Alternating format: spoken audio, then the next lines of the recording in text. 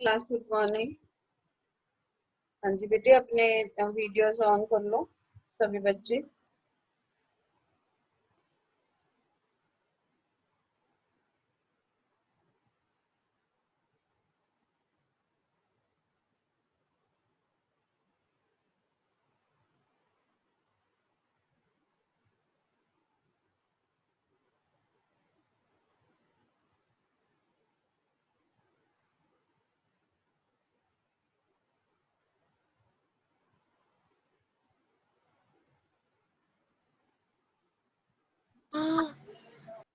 हाँ जी, good morning class.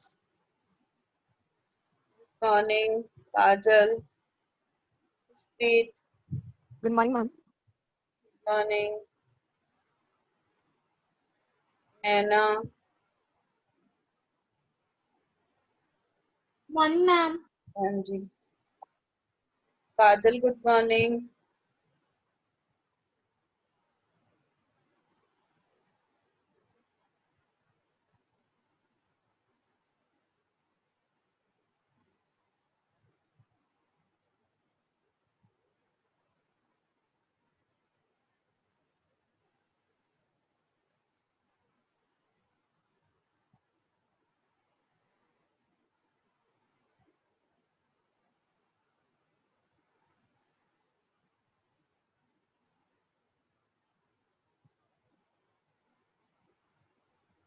वांशी, good morning.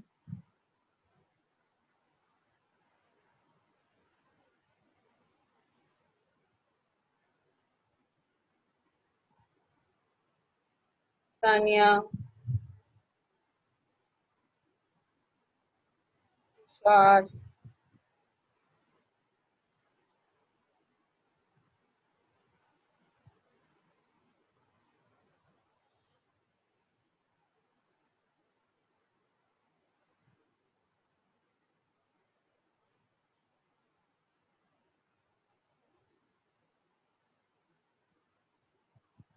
Class हमने किया था वाक्य भेद। वाक्य भेद मैंने आपको पूरी तरह से समझा दिया था कि एक विचार को पूरी तरह से प्रकट करने के लिए। Good morning ma'am. Good morning. एक विचार को पूरी तरह से प्रकट करने वाले शब्द समूह को क्या कहते हैं? वाक्य। ठीक है, ये पढ़ा था हमने। अर्थ की दृष्टि से वाक्य के भेद पढ़े थे कि अर्थ की दृष्टि से वाक्य के 8 भेद हैं। ये हमने पिछली क्लास में पढ़ा था। पहला था उद्गारवाचक, जिसमें हर्ष, खुशी, शोक, भय आदि का भाव प्रकट होता है जिस वाक्य में। आज्ञावाचक, जिस वाक्य में आगे या अनुमति का बोध होता है। ठीक है। और फिर था प्रश्नवाचक, जैसे जिसमें कि प्रश्न पूछा जाता है, जिसमें प्रश्न पूछा जाता है।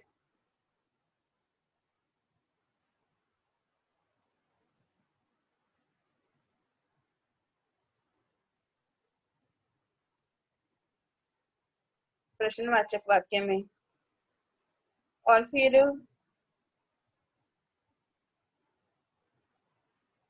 उसके बाद पूछा था इच्छावाचक। इच्छावाचक में हम क्या करते हैं कि जिस वाक्य में इच्छा प्रकट की गई हो।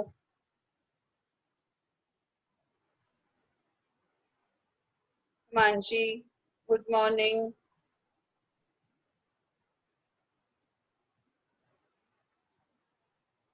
जिस वाक्य में इच्छा प्रकट की गई हो कि या किसी की स्तुति, मतलब किसी के लिए हम प्रे कर रहे हैं, तो उसे हम क्या कहते हैं? इच्छावाचक वाक्य। ये हमने पढ़े थे उद्गारवाचक, आज्ञावाचक, प्रश्नवाचक, इच्छावाचक। और मैंने एक समझाया था आपको संदेहवाचक वाक्य और एक संकेतवाचक। ठीक है, संदेहवाचक और संकेतवाचक।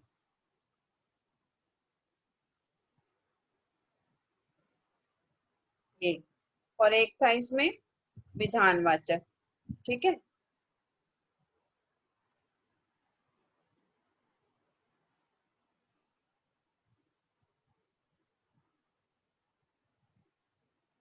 विधानवाचक वाक्य में किसी कार्य के होने की सूचना मिलती है। जैसे वह विद्यालय गए, किसी काम के होने का पता चलता है, उसे कहते हैं हम विधानवाचक। मैं पढ़ रहा हूँ, वह विद्यालय गया है, और नकारात्मक वाक्य क्या होता है? जिसमें किसी काम को मना किया जाता है। ठीक है।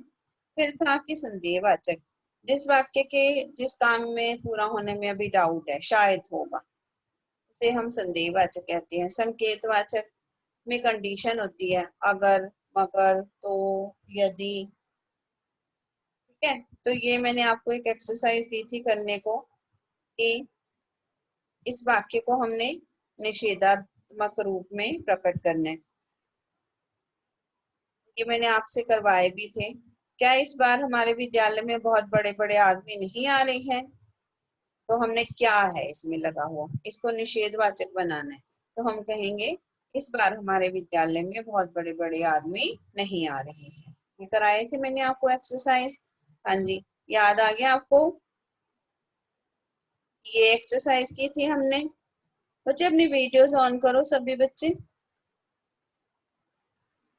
यस क्लास, सभी बच्चे वीडियो ऑन कर लो।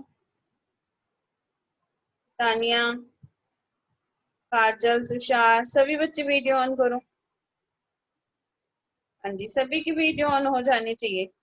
मोहित, मानसी, खुशप्रीत, सभी वीडियो ऑन करके रखो। आज सब बच्चों की वीडियो ऑन करवानी मैंने। काजल प्लीज, मोहित, हाँ जी, और बाकी बच्चे, दिवांशी, तुषार,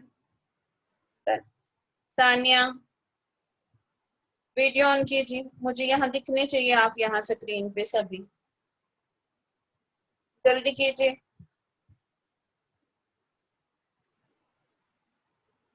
बाकी बच्चे भी वीडियो ऑन करो।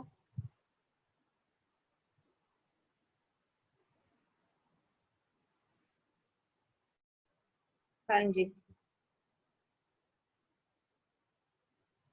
अब हमने करना है इसके आगे।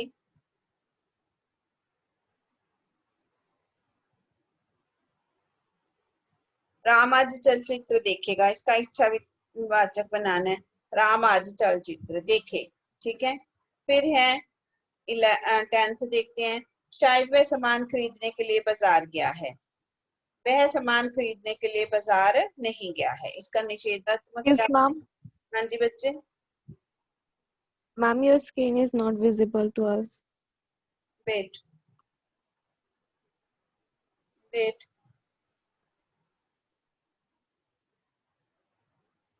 हाँ जी।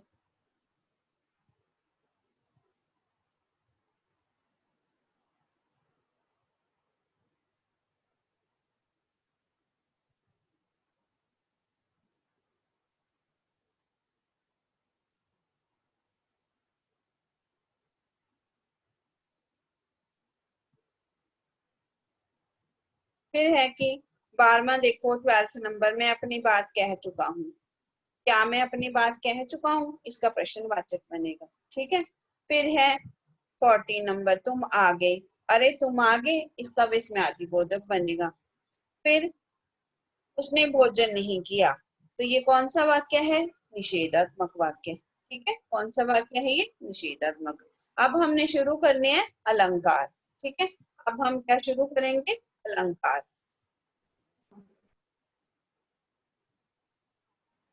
हाँ जी। अलंकार में, अलंकार में पहला है, अलंकार का अर्थ है शोभा, श्रृंगार, आभूषण या अलंकृत करना। अलंकार का मतलब होता है श्रृंगार करना। तो किसका श्रृंगार करना है इसमें? कविता का। ठीक है। तो कविता की शोभा बढ़ाने का काम करती हैं अलंकार।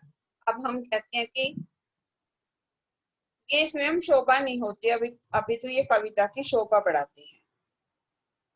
कौन? कविता की शोभा बढ़ाने वाली जो होती हैं उनको क्या कहती हैं? अलंकार। ठीक है। जैसे कविता में चमत्कार और सौंदर्य उत्पन्न करने में शब्द और अर्थ दोनों का महत्व होता है।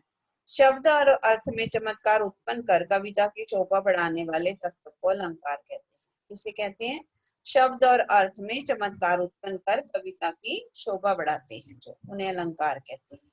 ठीक है। तो अलंकार के कितने भेद होते हैं? अलंकार के प्रमुख रूप से दो भेद होते हैं, पहला है शब्द अलंकार और दूसरा अर्थ अलंकार। ठीक है, तो शब्द अलंकार क्या होते हैं? जहां पर शब्द के कारण चमत्कार उत्पन्न होता है। पहला क्या है? अलंकार। फिर इस अलंकार के दो भेद हैं, शब्द अलंकार और अर्थ अलंकार। शब्द अलंकार और अर्थ अलंकार। शब्द अलंकार में जहां शब्द के कारण चमत्कार उत्पन्न होता है उसके तीन भेद हैं, अनुप्रास, यमक और श्लेष। ये तीनों किस में आते हैं? शब्द अलंकार में। अब हम इसका पहला देखते हैं। अनुप्रास क्या होता है? जहां पर व्यंजनों की बार बार आवृत्ति होती है, मतलब एक ही व्यंजन बार बार आता है। जैसे चारु चंद्र की चंचल किरणें, च 1 2 3 4 बार आया है। फिर इसमें देखो तन्नी तनुजा तट तमाल, इसमें त कितनी बार आया है? 1 2 3 4 बार आ गया। तो यहाँ पर सती साध्वी, साध्वी सती हो गई, स कितनी बार आया? 2 बार। जब एक ही वर्ण बार बार आता है तो वहां पर कौन सा अलंकार होता है? कौन सा अलंकार होता है वहां पर? जो होता है वहां पर अनुप्रास अलंकार। ठीक है, दिवांशी समझ आ रहा बच्चे? हार्दिक, हार्दिक सकलानी समझ आ रहे यस हैं? मैम। हाँ जी, हार्दिक आ यस जा, मैम। आप आ जाए हो क्लास में, रोज आया यस करो, मैम। रोज आया करो। ठीक है, यस मैम। हाँ जी। फिर है कि जहाँ एक ही वर्ण व्यंजन जो है बार बार आता है वहां पर क्या होता है? अनुप्रास अलंकार। अब आगे देखते हैं। ठीक है, नेक्स्ट है, फिर है, फिर है अगला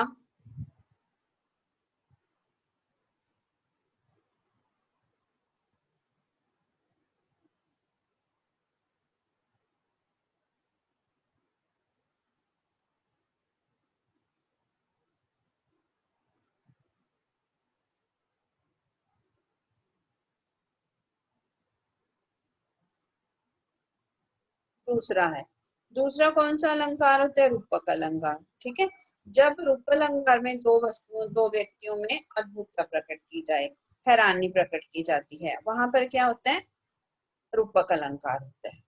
जहां पर उपमेय में उपमान का आरोप हो, जैसे चरण कमल बंदो हरिराई, भगवान के चरण रूपी जो कमल रूपी चरण है उनकी वंदना की जाए। चरणों को किसका रूप बनाया गया है? कमल का। तो यहाँ पर उपमेय में उपमान का आरोप है, इसलिए यहाँ रूपक अलंकार है। ठीक है, बीती विवावरी जागरी, यहाँ अंबर पर कुएं का, सितारों पर घड़े का, उषा पर नागरी का रूप है, इसलिए यहाँ पर रूपक अलंकार है। रूपक अलंकार में क्या होता है कि हम उसको किसी चीज को जो है रूप दे देते हैं। कोई, भैया मैं तो चंद्र खिलौना ले हो, भैया मैं तो चंद्र के जैसा खिलौना लूंगा, मतलब खिलौने को किसका रूप दे दिया गया? चंद्रमा का। ठीक है, फिर नेक्स्ट है उत्प्रेक्षा अलंकार। उत्प्रेक्षा की एक पहचान है जहां उपमेय में उपमान की संभावना पाई जाती है। पिछले रूपक में तो हम उसका रूप रूप दे देते हैं ना, उसको चरण को, जैसे कमल का रूप दे दिया। यहाँ उत्प्रेक्षा में संभावना होती है, मतलब हम कल्पना कर लेते हैं कि ऐसा होगा।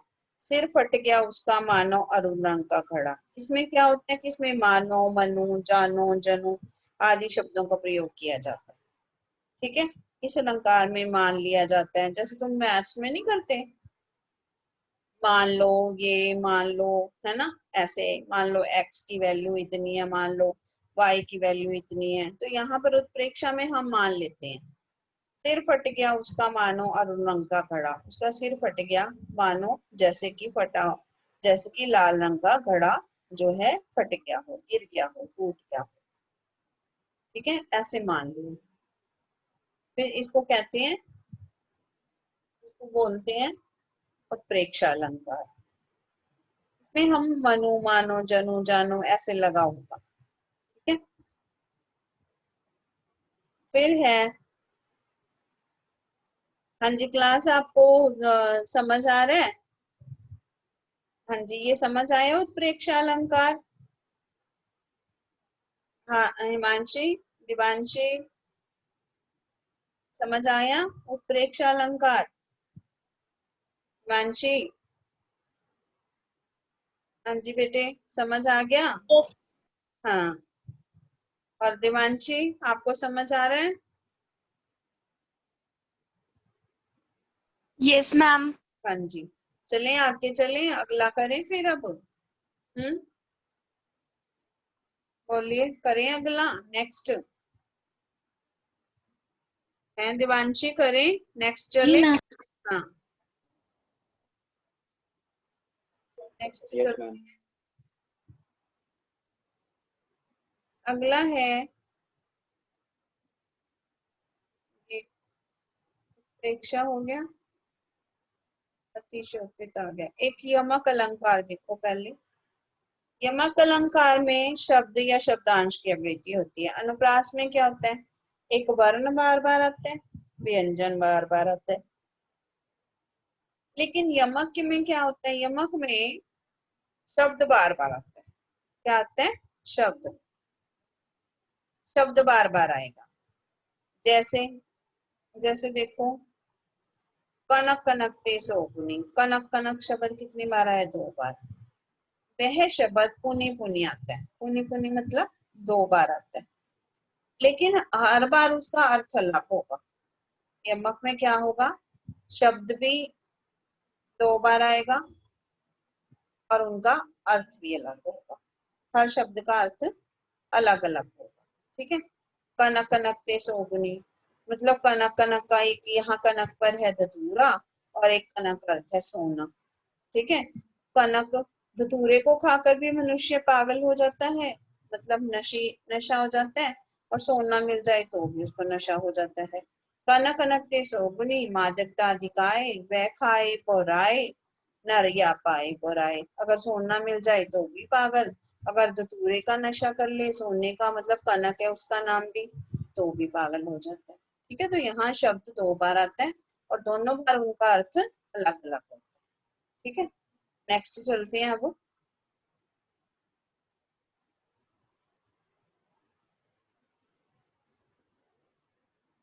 एक इसमें पहले उत्प्रेक्षा पढ़ लिया हमने, रूपक हो गया। इसमें श्लेष रहता है, ये देखो थर्ड नंबर एक ये है श्लेष। अनुप्रास में 3 होते हैं, रूपक, अनुप्रास, यमक और श्लेष। ठीक है? श्लेष में क्या होता है? श्लेष का अर्थ होता है चिपका हुआ। श्लेष में जो अर्थ है उसके साथ चिपका होता है, जैसे एक ही शब्द के कई अर्थ निकलते हैं। यमक में तो शब्द बार बार आता है, उनका अर्थ अलग अलग होएगा। ठीक है? लेकिन यहाँ पर शब्द 2 से ज्यादा बार आएगा और यहाँ पर एक ही शब्द को बहुत सारे अर्थ चिपके होंगे। ठीक है? जैसे कि पानी गए ना ऊपरे, बिन रहमन पानी राखे, बिन पानी सब सून, पानी गए ना ऊपरे मोती मानस चून। कहते कि मनुष्य को पानी अर्थात अपनी मान मर्यादा की रक्षा करनी चाहिए। फिर है कि पानी के चले जाने से मोती है, मनुष्य है और चूने का कोई महत्व नहीं रह जाता। यहाँ पानी के 3 अर्थ हैं।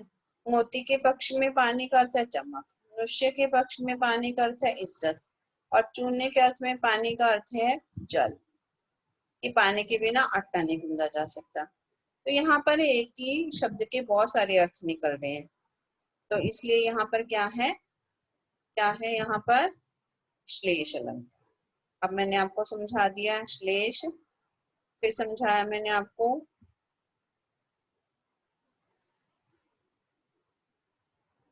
अभी उपमा ने क्या, रूपक समझा दिया, एक समझाया उत्प्रेक्षा। ठीक है? और एक हमने यमक भर लिया। ठीक है? यमक समझा दिया, अनुप्रास हो गया, उत्प्रेक्षा हो गया और एक श्लेष हो गया। ठीक है? अभी इनको पढ़ना पड़ेगा और इनके एग्जाम्पल्स दिए हुए हैं बहुत सारे, फिर उनको हम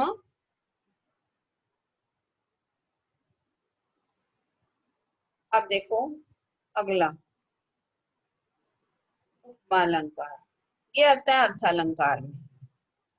अर्थालंकार का संबंध भावों की सुंदरता से होता है, मतलब अर्थ के कारण जब चमत्कार उत्पन्न होता है वहां पर अर्थ अलंकार होता है। मान लो आप कोई कविता पढ़ती हो जब उसका अर्थ सुनते हो तो आप हैरान रह जाते हो, इसका अर्थ ये है, तो उस अर्थ को सुनकर के आपको बहुत हैरानी होती है। ठीक है, तो वहां पर अर्थ के कारण चमत्कार उत्पन्न होता है, उसे हम कहते हैं अर्थ अलंकार। फिर है, अब इसके अंदर आता है उपमा अलंकार। पहले में क्या आया था? पहले में क्या आया था? पहले में था कि अनुप्रास अलंकार में हमने क्या किया था? अनुप्रास अनुप्रास में वर्ण बार बार आया था, यमक में शब्द बार बार आते हैं, और श्लेष में एक ही शब्द के बहुत सारे अर्थ होते हैं। ठीक है, तो आपको मैंने यही समझाया था। अब आप ये देखिए कि, हाँ जी, अब आपको ना थोड़ा थोड़ा साथ साथ मेरे साथ साथ बोलना पड़ेगा, तब समझ आएगी कि हम क्या कर रहे हैं।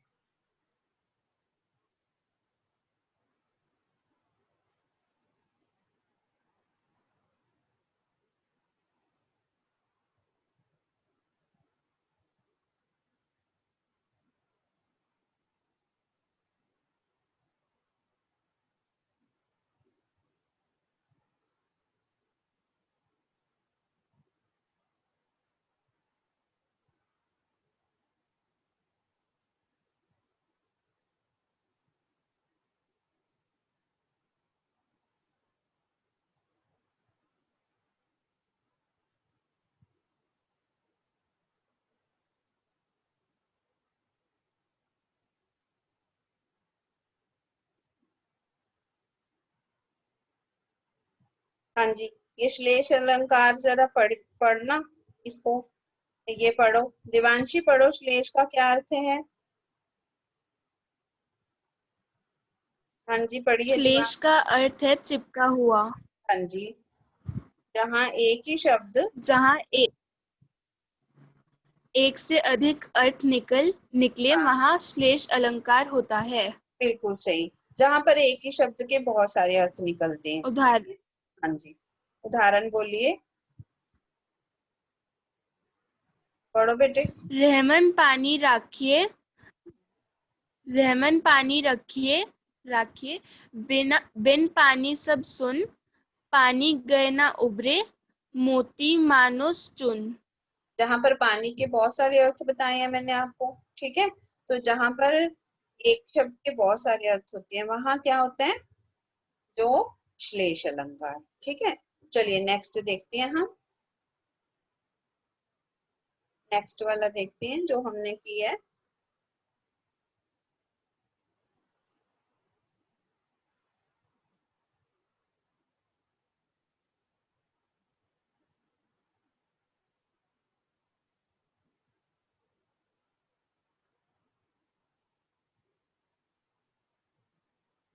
हाँ जी, अनुप्रास तो सबको समझ आ गया होगा, अनुप्रास अलंकार।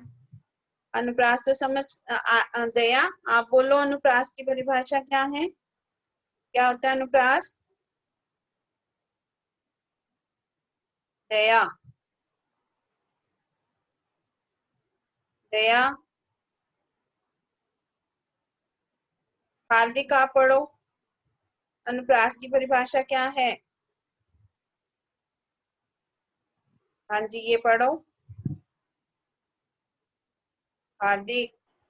मैम, जहाँ व्यंजनों की बार हाँ जी, बार आवृत्ति के कारण चमत्कार उत्पन्न हो, वह अनुप्रास अलंकार जैसे, होता है।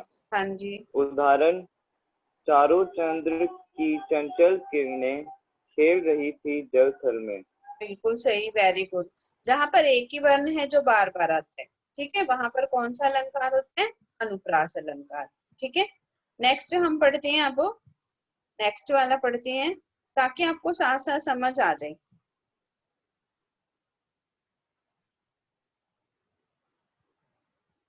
अब ये पढ़िए,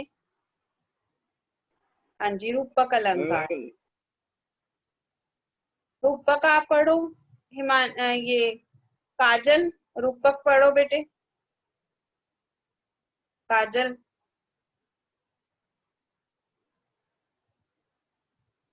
काजल।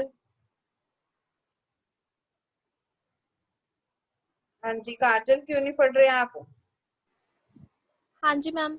पढ़िए, रूपक अलंकार पढ़िए। रूपक क्या? अलंकार में वो वस्तुएं अथवा व्यक्तियों में अद्भुतता को प्रकट किया जाता है। नाटक को भी रूपक कहते हैं क्योंकि वहाँ एक व्यक्ति के ऊपर दूसरे व्यक्ति का आरोप होता है। जैसे कोई राम का अभिनय करता है तो रावण का। मतलब हमें नीचे वाला भी पढ़ना है? नहीं, आप देखो, जब आप रामलीला देखने जाते हो तो देखते हो ना, अभिनय करते हैं, कोई राम बनता है तो कोई रावण बनता है, तो वो क्या करते हैं, रूप धारण करते हैं।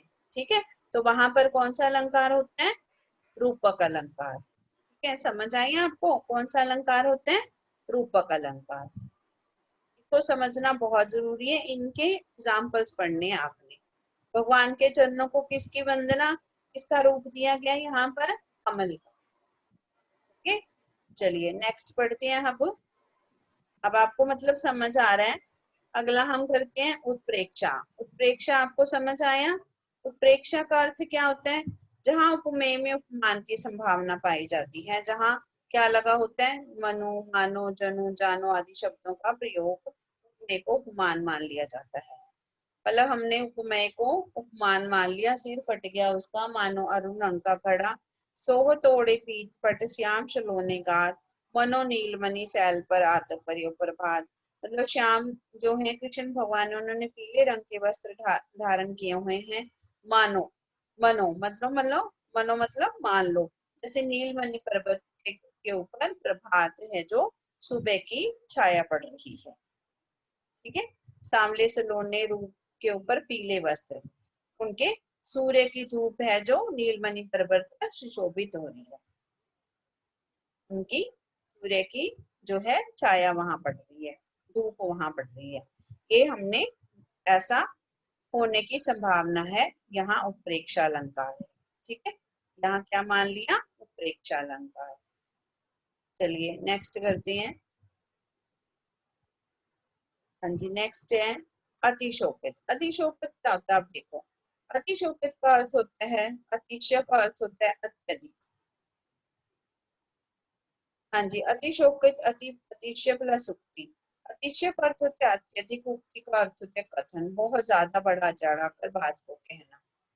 जैसे किसी वस्तु का या विषय का बहुत बढ़ा चढ़ाकर वर्णन किया जाए, लोक मर्यादा का उल्लंघन किया जाए, वहां अतिशोकित अलंकार होने। जब हम कहते हैं ना अपनी भाषा में, ऐसे फालतू में अपनी चढ़ाई करना, बड़ाई करना, किसी की बड़ाई करना फालतू में, वो उसको कहते हैं बढ़ा चढ़ाकर बात को कहना। ठीक है, अब इसका एग्जाम्पल देखो,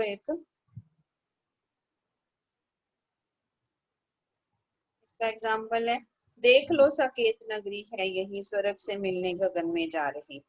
सकेत नगरी में स्वर्ग जैसा गुण नहीं हो सकता, लेकिन कवि ने सकेत को, सकेत अर्थात अयोध्या को बढ़ा चढ़ाकर यहाँ वर्णन किया है कि अयोध्या ऐसी नगरी है जो सुख अयोध्या में है, वो स्वर्ग में भी नहीं है। ठीक है, ये होता है अतिशोक्ति अलंकार। इसका एक और एग्जाम्पल है,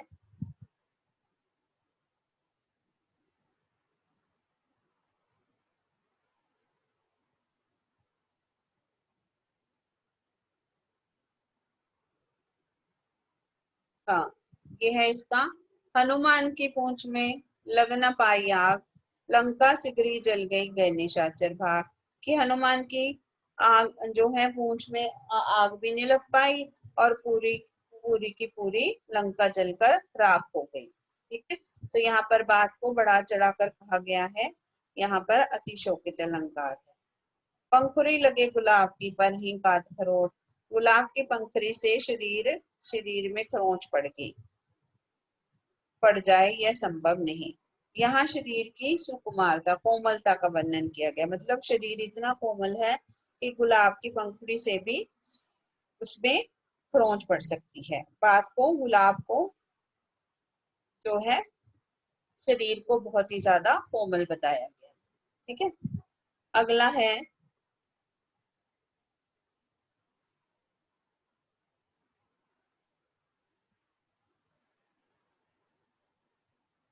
एक है मानवीकरण। मानवीकरण का क्या अर्थ है, जहां जड़ तथा प्रकृति पर मानवीय भावनाओं तथा क्रियाओं का आरोप हो। यहाँ क्या होता है, मानवीकरण। मान लो प्रकृति की कोई चीज है उसको क्या बता दिया, उषा, सूर्य को बता दिया, जैसे शाम को बता दिया, उत्तरा, ऐसे नाम देकर, मतलब प्रकृति की जितनी भी चीजें हैं उनको उनको क्या कर दिया, उनको जो मनुष्य है उनका नाम दे दिया। किसका नाम दे दिया, मनुष्यों का। ठीक है, जैसे कि ये जहां जड़ प्रकृति पर मानवीय भावनाओं तथा क्रियाओं का आरोप होता है वहां मानवीय करण अलंकार होता है। ठीक है, अब समझ आया आपको कि कहां कहां पर होते हैं मानवीकरण अलंकार, जहां पर प्रकृति पर। दिवसावसन का समय मेघमय आसमान से उतर ही वह संध्या सुंदर परी सी। तो यहाँ पर क्या है, प्रकृति के ऊपर किसका आरोप किया जाता है, मनुष्य का। किसका आरोप किया जाता है, मनुष्य का। तुषार, हाँ जी, ये आप रीड करो। Tushar, Tushar, where is Tushar?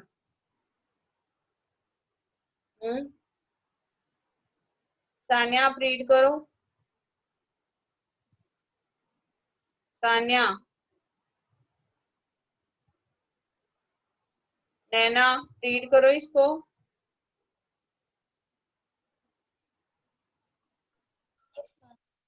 हाँ जी, मानवीकरण अलंकार। हाँ जी। लक्षण, जहाँ जड़ प्रकृति पर मानवीय भावनाओं तथा क्रियाओं का आरोप होता है वह मानवीकरण अलंकार होता है। बिल्कुल, क्या होता है, जहां पर जड़ प्रकृति पर मानवीय जो है क्रियाओं का आरोप होता है वहां पर मानवीकरण अलंकार होता है। अब इसमें है कि दिवसावसन का समय है, मेघमय आसमान से उतर ही वह संध्या सुंदर परी सी। संध्या को किसका रूप दिया गया है, सुंदर परी का, शाम को। ठीक है, तो यहाँ पर मनुष्य का आरोप किया जाता है प्रकृति पर। प्रकृति में क्या आता है, झरने, पहाड़, पेड़ पौधे, किसी को भी हम क्या कर सकते हैं, ईश्वर जो है प्रकृति का रूप देते हैं। ठीक है, उसको हम कहते हैं जड़ पदार्थ। हाँ जी, अब ये हो गया आपके अलंकार। इसको आपको एक बार आपने इनको रीड करना है। ठीक है, और इनकी प्रैक्टिस करनी है सबने। ठीक है, चलिए जी, गुड आफ्टरनून क्लास।